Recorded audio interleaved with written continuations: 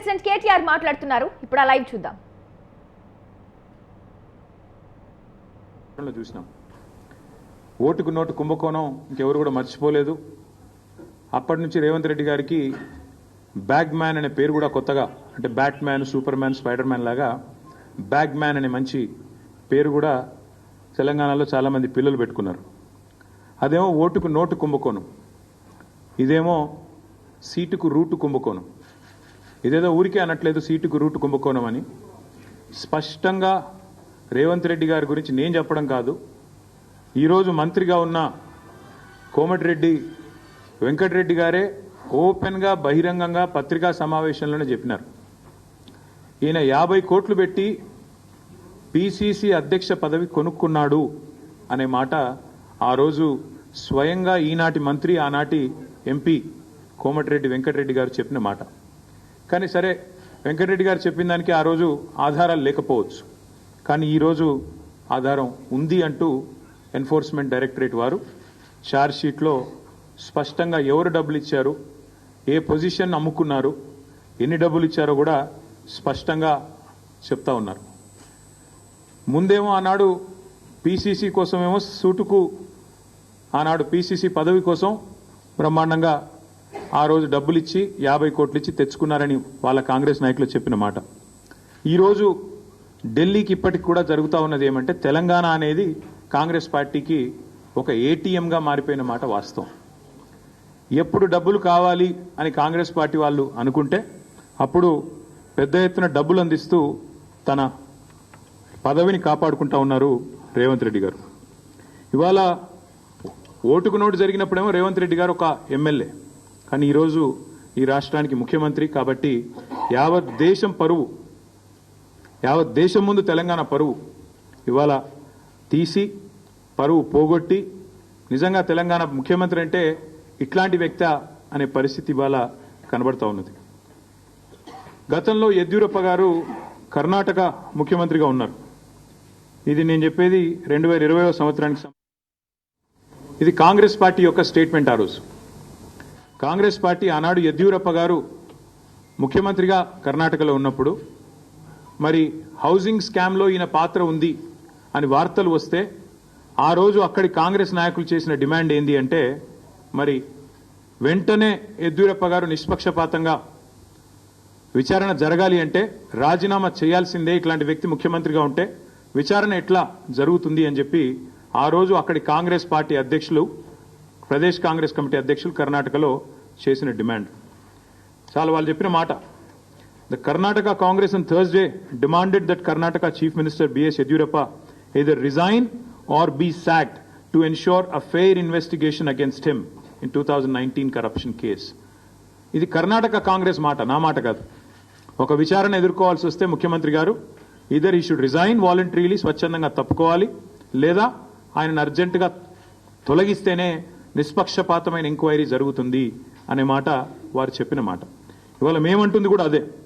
4 కోట్ల ప్రజల ముందు ఇవాళ ఆ ప్రజలకు నాయకత్వం వహించే నాయకుడిగా అక్కడ కూర్చున్న వ్యక్తికి తప్పకుండా నిజాయితీ ఉంటే, నైతికత ఉంటే వెంటనే అయితే రేవంత్ రెడ్డి గారు స్వచ్ఛందంగా తప్పుకోవాలి, లేదా కాంగ్రెస్ పార్టీ పెద్దలు స్పందించి తప్పకుండా వెంటనే వారిని రాజీనామా చేయించి నిష్పక్షపాతంగా విచారణ జరగడానికి సహకరించాలని మేము కూడా డిమాండ్ చేస్తూ ఉన్నాం. రేవంత్ రెడ్డి గారు మాటల ముఖ్యమంత్రి కాదు, మూటల ముఖ్యమంత్రి అని మళ్ళొకసారి తేలిపోయింది దీంతో. ఎందుకంటే మూటలు మోసే పిసిసి అధ్యక్ష పదవి తెచ్చుకున్నారని వెంకటరెడ్డి గారు చెప్పారు. ఇప్పుడు మూటలు మోసే పదవి కాపాడుకుంటున్నారు అని దేశమంతా తెలుసు. అట్లాగే మూటలతోనే ఆనాడు పిసిసి ఆఫీస్ బేరర్స్ దగ్గర కూడా డబ్బులు తీసుకొని మరి కాంగ్రెస్ పార్టీ ఒక పత్రికకు డబ్బులు అందించారని చెప్పి ఎన్ఫోర్స్మెంట్ డైరెక్టరేట్ కూడా చెప్తా ఉంది. ఇప్పుడు మాకు కూడా అర్థమవుతోంది, ముఖ్యమంత్రి గారు ఇవాళ విజయవంతంగా 44సారి ఢిల్లీ పోయారంట. 16-17 నెలల్లో 44సారి ఢిల్లీకి పోయి ఒక అరుదైన రికార్డు ముఖ్యమంత్రి గారు అయితే సృష్టించారో ఇప్పుడు మాకు అర్థమైంది ఎందుకు పోతున్నాడో ఢిల్లీ. చీకట్లో బీజేపీ పెద్దల కాళ్ళు పట్టుకోవడానికి, అయ్యా నా మీద కేసు లేకుండా చేయండి, నన్ను జైల్లో వేయకండి, ఎన్ఫోర్స్మెంట్ డైరెక్టరేట్ వాళ్ళతో ఒక మాట చెప్పండి అని చీకట్లో నిన్న రాత్రి పోయి అమిత్ షా గారి కాళ్ళు పట్టుకోవడం, బయటకు వచ్చి మాత్రం పెద్ద పెద్ద పోజులు కొట్టడం రేవంత్ రెడ్డి గారు మరి ఏం చేస్తున్నారో ప్రజలకు కూడా అర్థమై ఉండాలి. 44 సార్లు ఢిల్లీ ఎందుకు పోతున్నారో స్పష్టంగా అర్థమై ఉండాలి. ఒక్క ఇటుక పేర్చకుండా ఒక్క కొత్త ప్రాజెక్టు కట్టకుండా, ఒక్క సంక్షేమ పథకం అమలు చేయకుండా, ఒక్క గ్యారంటీ ఇచ్చిన ఒక్క గ్యారంటీ అమలు చేయకుండా తెలంగాణలో 1,80,000 కోట్ల అప్పు. ఆ డబ్బులు ఎక్కడ పోతున్నాయో ఇప్పుడన్నా మరి తెలంగాణ ప్రజలకు అర్థమవుతుందని నేను అనుకుంటా ఉన్నా. గత సంవత్సరన్నర కాలంగా తెలంగాణ ప్రజల సంపదను దోచి తెలంగాణను ఏటీఎంగా మార్చి ఢిల్లీ బాసులకు దోచి పెట్టడానికే, అటు ఢిల్లీ బాసులు అంటే ఇద్దరున్నారు పాపం బాసులు ఆయనకు, ఆయన బాధ వర్ణనాతీతం. ఒక బాస్ ఏమో అఫీషియల్ బాస్ రాహుల్ గాంధీ గారు, ఇంకొక బాస్ ఏమో అన్అఫీషియల్ బాస్ మోడీ గారు, అమిత్ షా గారు. కాబట్టి అటు ఇటు ఇద్దరిని ప్రసన్నం చేసుకోవడానికి 44 సార్లు ఎక్కే విమానం దిగే విమానం అన్నట్టుగా రేవంత్ రెడ్డి గారి వ్యవహారం నడుస్తూ ఉంది. 7 ఏడాదిన్నర కాలంగా రేవంత్ రెడ్డి గారు చేసిన పనులు 3. 1 బీఆర్ఎస్ పై నిందలు, 2 బిల్డర్లతో కాంట్రాక్టర్లతో దందాలు, 3 ఢిల్లీ బాసులకు 1,000 కోట్ల చందాలు. మాకు బీఆర్ఎస్ మీదనేమో నిందలు, బిల్డర్లు కాంట్రాక్టర్లతో దందాలు, ఢిల్లీ బాసులకేమో 1,000 కోట్ల చందాలు. ఇది నిజంగా సిగ్గుచేటు. ఒక ముఖ్యమంత్రిగా ఆనాడు ఎమ్మెల్యేగా ఆబాసుపాలైన రేవంత్ రెడ్డి గారికి బుద్ధి వచ్చిందేమో అనుకున్నాం. కానీ కుక్కతోక వంకర అన్నట్టు ఇప్పటికీ అవే అపసవ్యపు పనులు, ఇప్పటికీ అవే అపసవ్యపు కార్యక్రమాలు చేస్తూ తెలంగాణ రాష్ట్ర పరువు జాతీయ స్థాయిలో తీసినందుకు వారిని వెంటనే తొలగించాలని చెప్పి మేము డిమాండ్ చేస్తా ఉన్నాం. రాహుల్ గాంధీ గారు అన్ని విషయాల్లో మాట్లాడతారు, ప్రతి విషయంలో మాట్లాడతారు. పాకిస్తాన్ గురించి మాట్లాడతారు, బంగ్లాదేశ్ గురించి మాట్లాడతారు, ఇంకేదో మాట్లాడతారు. మరి నేషనల్ హెరాల్డ్ కేసులో మీ ముఖ్యమంత్రి గారిని ఛార్జ్ షీట్లో చేరిస్తే why is Rahul Gandhi not responding? Why is he not talking? Why is mister Rahul Gandhi silent on this issue?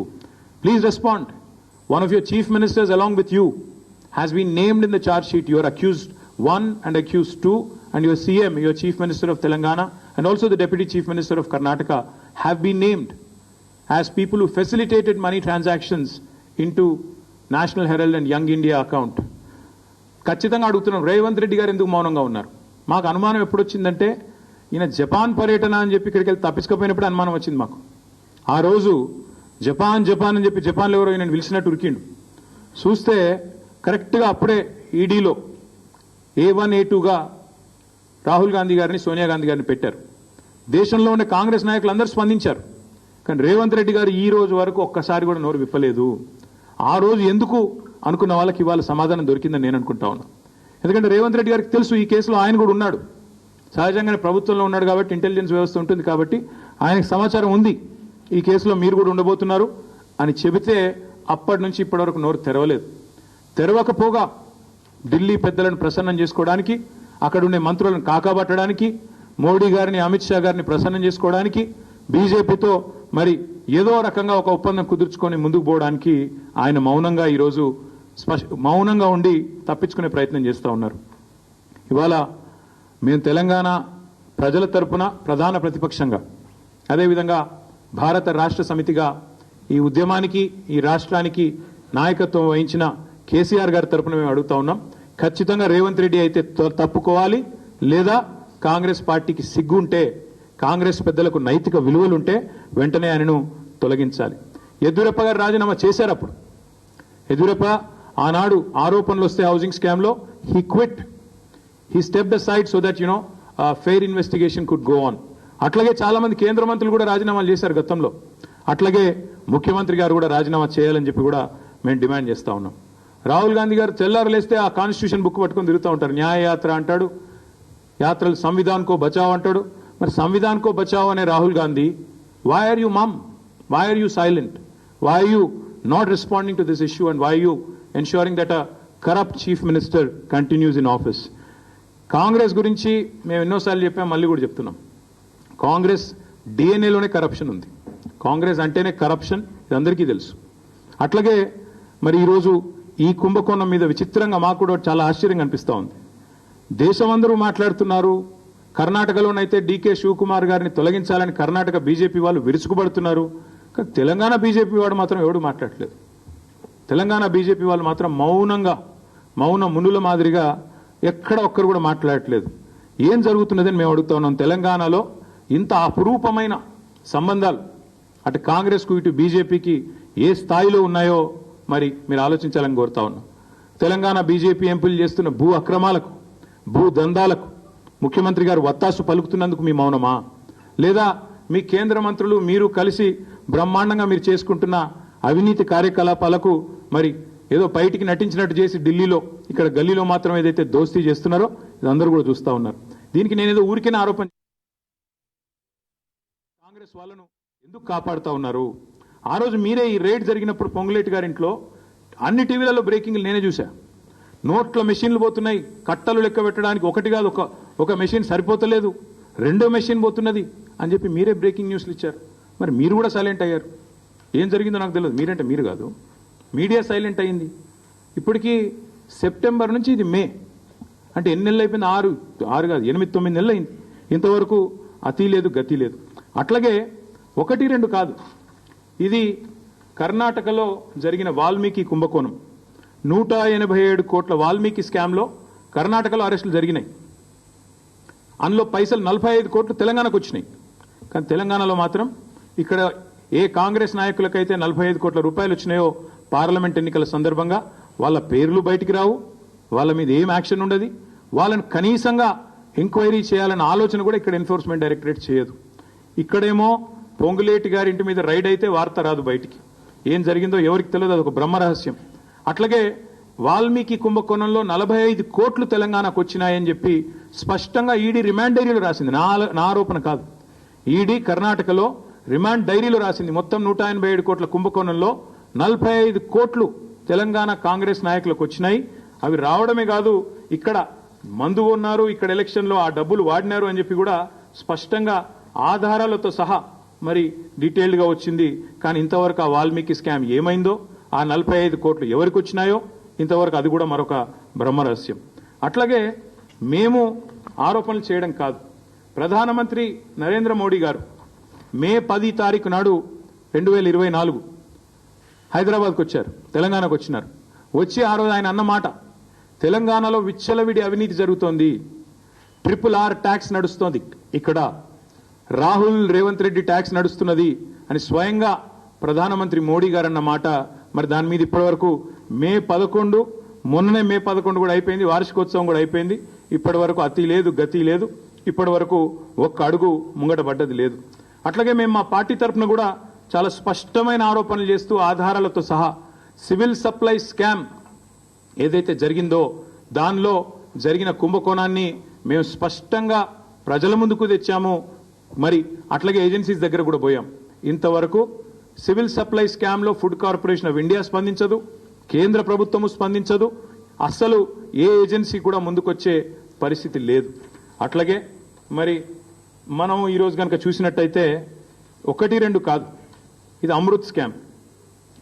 అమృత్లో Revanth Reddy గారి బావమరిది కంపెనీ శోధా కన్స్ట్రక్షన్స్ అనే కంపెనీకి మరి సృజన్ రెడ్డి గారు అనే వ్యక్తికి ఆయన కంపెనీకి అర్హతలు లేకపోయినా, ఆయన కంపెనీకి ఫైనాన్షియల్ కేపబిలిటీ లేకపోయినా 1137 కోట్ల వర్క్ ఇచ్చారు అని మేమేదైతే ఆరోపణ చేశామో ఆధారాలతో సహా స్వయంగా కేంద్ర మంత్రి మనోహర్ లాల్ ఖట్టర్ గారిని కలిసి ఆరోపణలతో సహా ఆధారాలతో సహా వారికి డీటెయిల్డ్ నోట్ కూడా ఇచ్చొస్తే ఇప్పటి వరకు కనీసం ఒక్క మాట కాదు కదా, ఒక్కటంటే ఒక్క అడుగు కూడా ముంగట పడలేదు.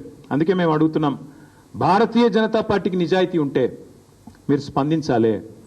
స్పందించడం అంటే ఏదో ప్రెస్ మీట్ పెట్టి మాట్లాడడం కాదు. మీరు అధికారంలో ఉన్నారు, మీరు ఖచ్చితంగా వెంటనే ఈ అన్ని కుంభకోణాల వెనుక అమృత్ కావచ్చు, సివిల్ సప్లై స్కామ్ కావచ్చు, అట్లాగే ఈరోజు యంగ్ ఇండియా కావచ్చు, అట్లాగే మొన్ననే హైదరాబాద్ సెంట్రల్ యూనివర్సిటీ భూముల విషయంలో స్పష్టంగా సెంట్రల్ ఎంపవర్డ్ కమిటీ రిపోర్ట్ ఇచ్చింది, రికమెండ్ చేసింది. ఏం చెప్పింది central empowered committee? Financial fraud జరిగింది ఈ 10,000 కోట్ల దానిలో, ఖచ్చితంగా దీన్ని ఒక స్పెషలైజ్డ్ ఏజెన్సీతో విచారించాలి అని రిపోర్ట్ కూడా ఇచ్చింది. కొన్ని మంచినీళ్ళు తీసుకునేవారు. స్పష్టంగా అంత స్పష్టంగా ఇస్తే కూడా ఇప్పటి వరకు మిగతా అన్ని విషయాల్లో మెరుపు వేగంతో స్పందించే ఏజెన్సీలు మరి ఇక్కడ ఎందుకు స్పందించట్లేదు? మేము ఖచ్చితంగా ఈ విషయంలో మేము తెలంగాణ ప్రజలకు కూడా ఒకటి అప్పీల్ చేస్తా ఉన్నాం.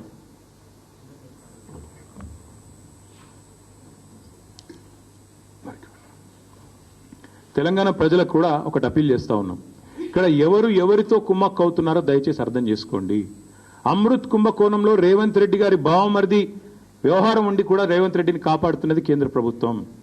ఆర్ఆర్ ట్యాక్స్ అని చెప్పి స్వయంగా ప్రధానమంత్రి ఆరోపణ చేసి ఇక్కడ బిల్డర్ల దగ్గర 200 రూపాయలు స్క్వేర్ ఫీట్ కి వసూలు చేస్తున్నా ఇప్పటి వరకు ఉల్కకుండా పలకకుండా ఉన్నది కేంద్ర ప్రభుత్వం. అట్లాగే సివిల్ సప్లై స్కామ్ లో ఈ ప్రభుత్వాన్ని కాంగ్రెస్ ను కాపాడుతున్నది కేంద్ర ప్రభుత్వం.